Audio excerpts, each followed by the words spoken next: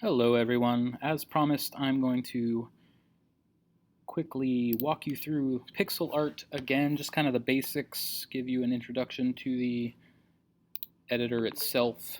So what you're going to do is you're going to open your browser. I have only used this in Chrome and it works well, but it may work in some other browsers too. So we're going to go to Pixel. It's spelled, in this case, P-I-X-I-L, pixelart.com/draw. Open this up. So when you open that up, you should get this new drawing screen that's going to allow you to set the size of your image. So I just set that to, what did I set that on? 3232 for the moment. For the sake of demonstrating this, it does not really matter what size it's on. So let me just show you around here. Along the top bar, you will see File, Settings, Download, Undo, Redo, and you may see full screen. Some people in class were not seeing this option for some reason, so I don't know if you'll see this icon or not. If you do, that'll open it up in a full screen window, so you don't have to look at your browser and your tabs. You can kind of isolate the editor. Okay, so within settings, there really isn't too much that you need to worry about right now. You can take a look at those if you want. But the defaults are pretty good, so pretty much what you need. All right, so let's look at the toolbar over here on the left-hand side first. So we have a pencil tool, we have an eraser, we have a paintbrush tool, we have a line tool, we have a square tool, a circle tool, we have a bucket tool, or paint bucket, so that's going to allow us to select a color and fill areas with that color. We have a color picker tool, so that one should let us select a color from within our canvas. And you may notice that it's when we click, it is appearing over here as the primary color in use. So we can select a color within our canvas and then do other things with that color. Okay, move it on. We have a move tool. So what the move tool does is it moves around parts of your image. So it's moving everything within my current layer. So everything I've drawn is on one layer. So it's moving everything. Similarly, we have a select tool. Now the select tool works a little differently.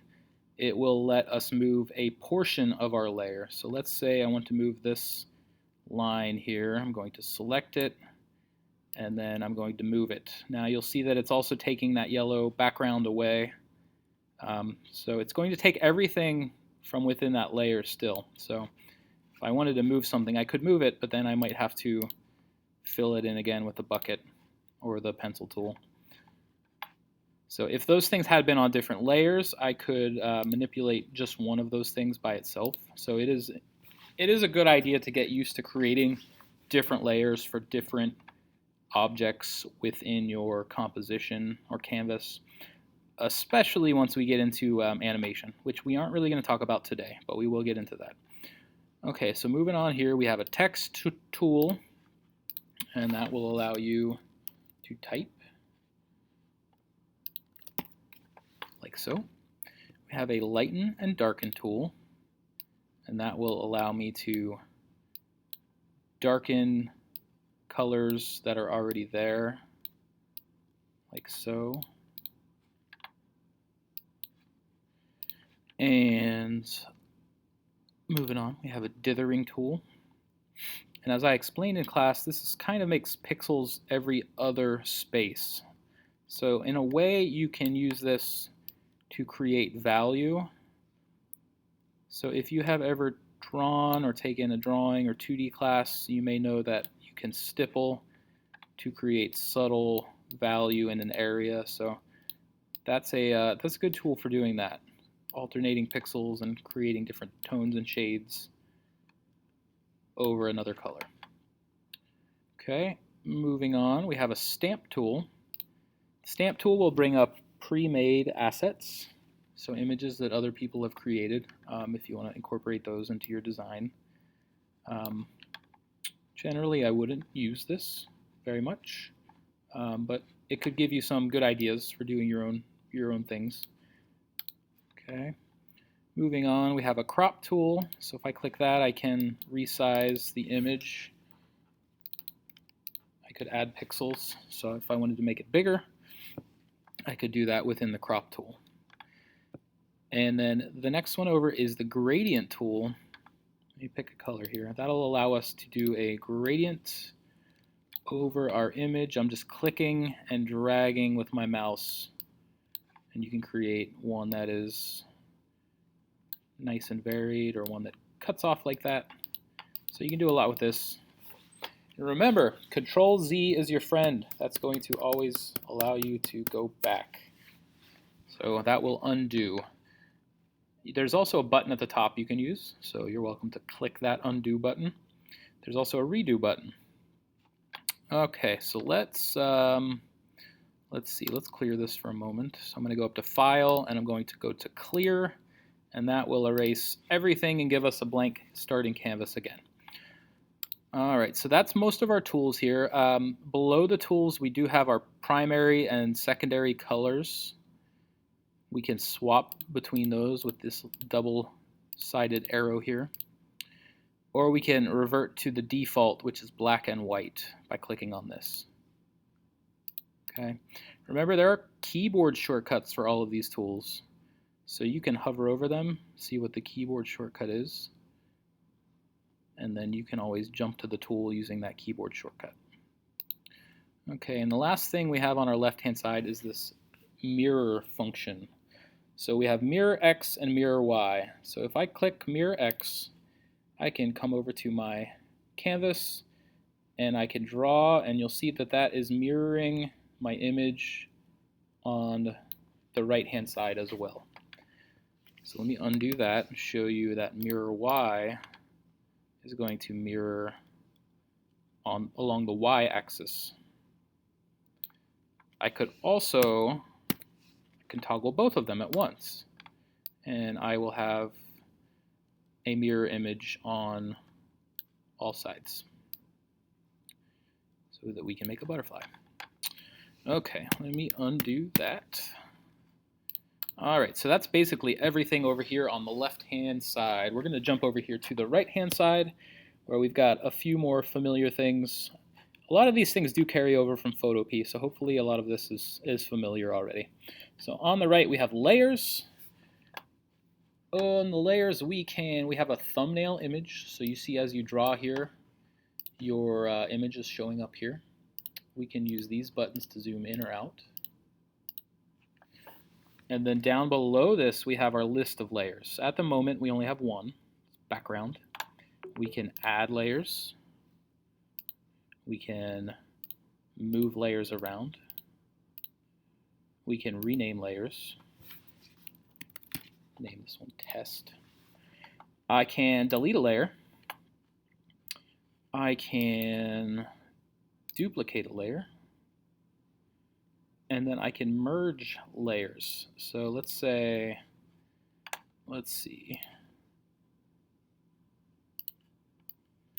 So right now I have a dark line on one layer and a dark line on the other. I could merge those two together if I need to, and both of those are now on the same layer. All right. So layers are pretty much work the same way that they do in Photopea. So make use of those, especially again once we get into animation. Those layers are going to come in handy. Another thing you can do, if you see next to your layer name here, you can either hide it by clicking this little white dot, or on the right hand side you can click to outline the layer. So if you hover over that, you see it says outline layer. I can click on that, and you see that each time I click, it is outlining that layer even more. Eventually I will have nothing but a black space. And I could always undo that. Let's see if we can go back all the way now. Oh, that's as far back as we can go. Okay, so that takes care of layers. Below layers, we have something that says options. Options will give you a couple of things: rainbow color, all tools using dithering, and then a layer alignment function here. So with the layer alignment, we can align left, we can align top, we could center it, we could align at the bottom and then move it over to the left or the right, center it. So that could come in handy too. So those are in your options menu here. And then finally, if I keep moving down here, you'll see something that says tool. And right now it has a little blue circle next to it. Tool will give you specific options depending on the tool that you're using over here on the left. So right now I have a pencil tool, and I see that I can choose from an option that says pixel perfect. So I could select that if I want. That helps you to draw smoother lines. Right now, since I'm in such a low resolution of 3232, it's not doing much for me. But if you had a larger canvas, so like 1,000 by 1,000, you would definitely notice a difference. Okay, so that was the pencil. Let's say I had the brush tool activated. You'll see that there are other options here that are specific to the brush tool. So we've got spacing, we've got opacity, we've got the brush size. Okay. Now moving below that area, so below the layers panel or whatever panel you're on, you're always going to see these colors. So you'll see where it says default colors. That's what it will always say when you first open this. Now we can, default colors has a lot of options, big range here that you can use.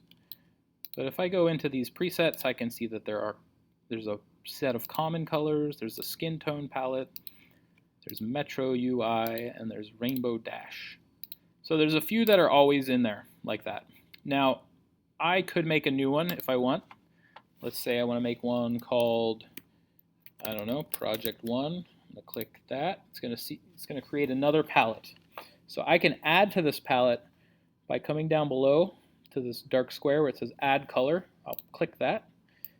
I could type in a value if I know a specific color value I want to use, or I could just move this around. Say I want to use something like that. I can go to Select Color, and you see how it adds it here. So I may want to use like 3 colors that are similar.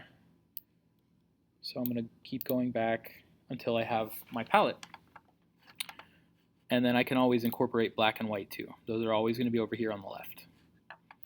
Okay. And this ad keeps popping up. You may have noticed that. So you will get ads using this. They will always pop up in this space. It's annoying, but it is a free program, so you just have to click that X. It'll go away. It'll eventually come back. But it is what it is. We can deal with it. Okay. So moving down here, you see that there's something that says pixel size. Now I can change that pixel size depending on what tool I'm using. So I'm going to select the eraser. I'm going to make a big eraser, 16 pixels, and I'm going to erase what I have here. See, if I have the brush that's 16 pixels, it's pretty large. So I'm going to lower that back down to 1. Okay. So we have our colors that we chose here. All right, let's see. Down below that, you've got a few icons here. You can export or import color lists that you might have. So if you need to save a palette. Another cool thing you can do is if you click here on color palettes, you'll see that there are palettes created by people in the PixilArt community. So I could go into this and I can look through these. Maybe I find one that I like, find the one that I want to use. You'll see that some are many colors, some are only a few colors. But maybe you see something that catches your eye and you're like, hey, that looks nice. I'm going to use that one. I can click Use Palette, and as you can see, it will put all of those colors into my palette here. And I can incorporate those into my design in some way. All right, so let's see. The last thing that I want to show you here is if you move further down, you can see that there's this little keyboard icon. If I click on that, that will bring up all of our keyboard shortcuts. So that's a good reference if you need to know the shortcut key for something in particular. Once we get into animation, these shortcuts on the right-hand side might come in handy, depending on what you're doing, just to move more quickly through the space, get things done in a faster fashion. Okay, that's pretty much all we looked at today in class. I did mention that creating an account is optional, but it is free, and it is probably in your best interest to do that, because I could save this to my account here and continue working on this later. I don't have to export it. I don't have to download it to my computer. I can just save it and come back to it. So it's pretty convenient. So now I have a few things made. I can go to my gallery. I can go back to the PixilArt homepage. I could go to my gallery, and I can either come back to any of those things that I've created and continue editing them, or I can always come back up here and click Start Drawing. So let's say I wanted to continue editing this. I could click this. I go to Edit Drawing, and that will bring me right back into the editor with all of my art, all of my frames, which we'll look at a later date down below. And I could keep editing that. I could change colors. I can do whatever I need to do to continue editing that. Once I am ready to export and download it to my computer, I'll just come up here to File and go to Download, or I could just click Download here. And that's going to allow me to do a few things. We'll talk about this more when we go to make a GIF, but you can set the size of your GIF. You can download, and it will download to your computer for submission. All right. So again, you don't necessarily have to make an account, because you can download these things to your device without an account. But if you have an account, it could benefit you. It could be useful. You can also look at this homepage and find some cool ideas. There's contests. There are various staff picks, things people have made. You can go to, what can you do here?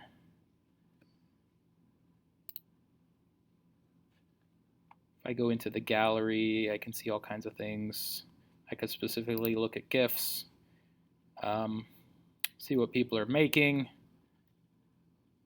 get some ideas. I can go to staff picks. Those are usually pretty good. See all kinds of cool detailed stuff people have made. You can comment on these things. You can like these things. So it's it's a nice little community of pixel art creators. But again, you don't have to sign up for an account. You can use this drawing tool for free, and still save your creations to your desktop. All right, so that is all for now. We will talk more about the GIFs at a later date. And I will stop this recording, and I will see you all in class tomorrow. Have a nice day.